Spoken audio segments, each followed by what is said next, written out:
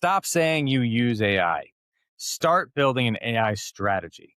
Most founders are on AI the way everyone is on social media. They are just passive users.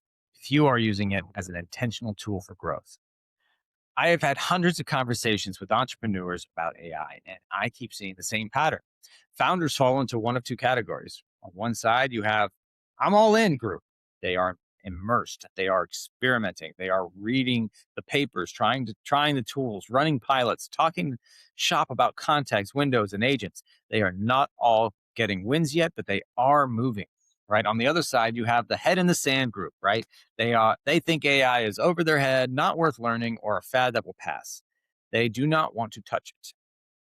They do not want to think about it. Some of them will admit they are scared, but most will not. Very few founders sit in the middle. That is the pattern. Two ends of the extreme and almost no one in between. Here is what most founders do not realize. The majority of companies today, they say they are using AI. Recent studies are showing that very few of them are actually seeing efficiency gains from it.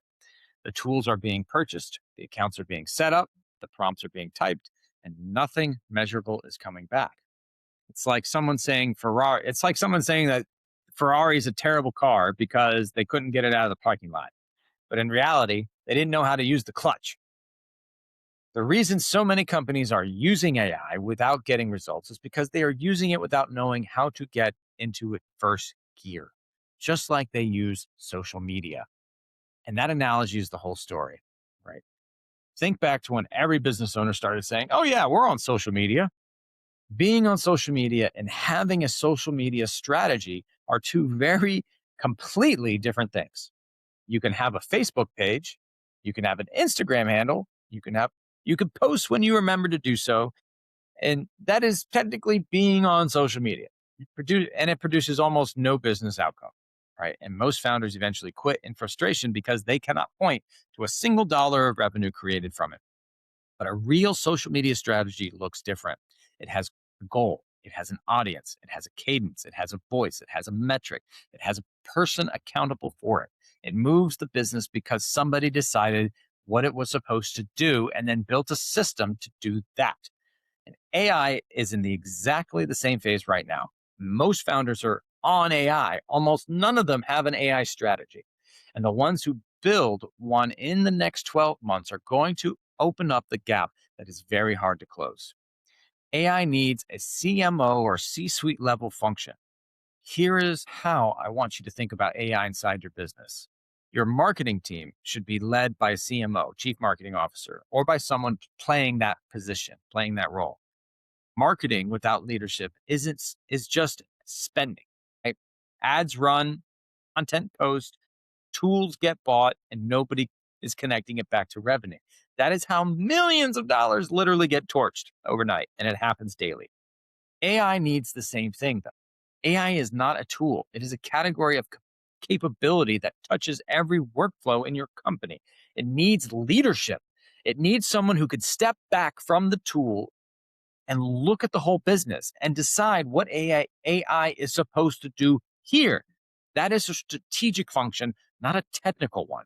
You do not need a prompt engineer. You need an operator who can map your workflows, see where AI is strong and where it is weak, and sequence a rollout that actually gives you back hours.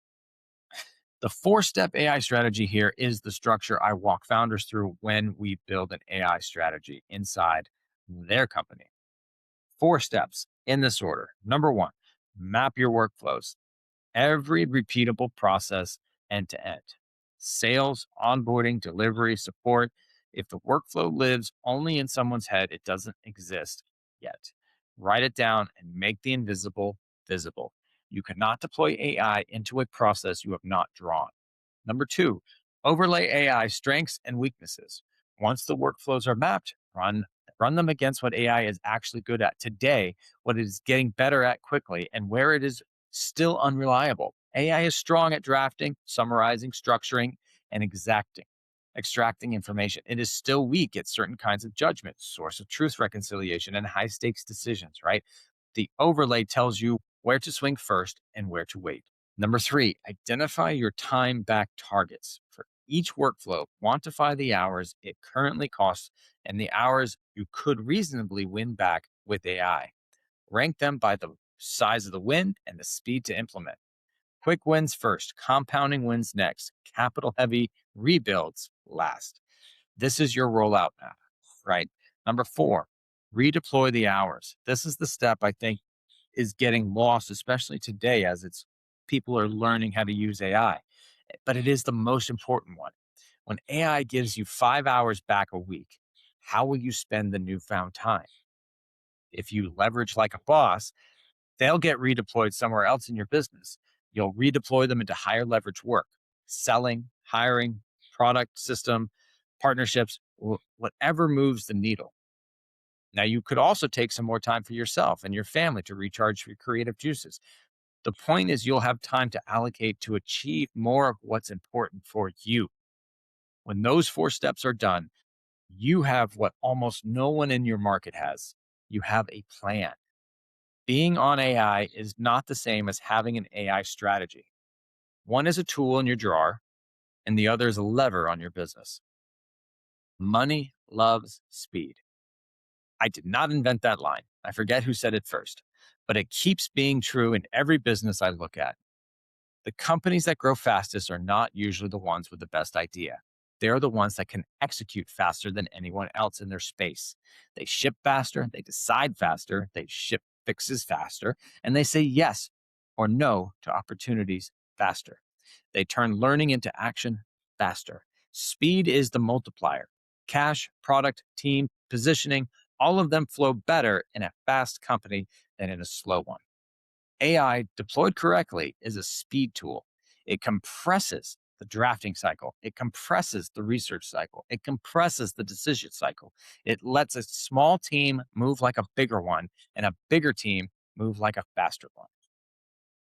But you only capture that speed if you have a strategy behind it. An all in founder without strategy gets a mess moving faster. And that doesn't equal speed, that is noise. Head in the sand founder without a strategy does not even start. That is not safety, that is decay. The founder in the middle, the one with a real strategy, is the one who wins. What being in the middle actually looks like, right? The middle is actually rare. Let me describe it to you so you can tell if you are there. A founder in the middle has workflows written down, not perfectly, not beautifully, just written down. They know what their company actually does step by step. They have a short list of AI tools where they are running pilots on, not a graveyard of subscriptions. They know which hours they want back and what they will do with those hours once they get them back. They have a 90-day plan and a 12-month plan. They have someone responsible for the strategy, even if that someone is them for now. That founder is not loud about AI, right? They are just quietly getting sharper every quarter. That is who you want to be. That is who the market is going to reward. Now, if you are a founder running a $2 million to $20 million business and you know you are on the wrong side of the two camps line, I would love to talk. I run a fractional COO practice. We help founders map their business, build an AI strategy on top of that map, and install workflows and decisions that actually pull hours out of your week and put them back into revenue. Book a discovery call. We will spend 30 minutes looking at where you are on the two camps line and what a real strategy could look like for your business. I will tell you honestly whether I can help.